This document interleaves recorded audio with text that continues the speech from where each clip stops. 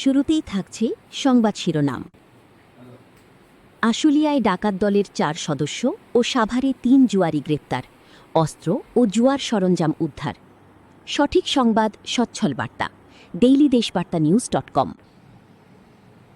ঢাকার আশুলিয়া ও সাভারে পৃথক পৃথক বিশেষ অভিযান চালিয়ে ৪ জন ছিনতাইকারী বা ডাকাত দলের সদস্য এবং ৩ জন জুয়ারিকে গ্রেপ্তার করেছে ঢাকা জেলা গোয়েন্দা পুলিশ ডিবি উত্তর।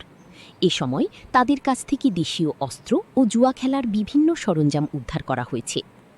পুলিশ সূত্রে জানা যায়, ১৯ মে ভোর ৩টা ৫ মিনিটে আশুলিয়া থানার বগাবাড়ি এলাকায় অভিযান চালিয়ে পেশাদার ছিনতাইকারী ও ডাকাত দলের ৪ সদস্যকে গ্রেপ্তার করা হয়।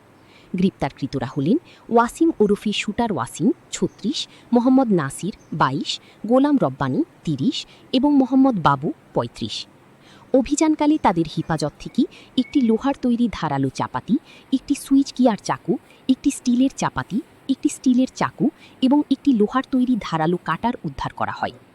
পুলিশ জানায়, গ্রেপ্তারকৃত ওয়াসিমের বিরুদ্ধে ৫টি এবং গোলাম রব্বানীর বিরুদ্ধে একটি মামলা রয়েছে। অপরদিকে ১৮ মে রাত ১০টা ৩০ মিনিটে সাভার থানার কাতলাপুর এলাকায় পৃথক অভিযানে ৩ জন পেশাদার জুয়ারিকে আটক করা হয়। তারা হলেন মোহাম্মদ সিপন মিয়া ২৫, মোহাম্মদ সানাউল্লাহ ২৫ এবং মোহাম্মদ আলী ৪০।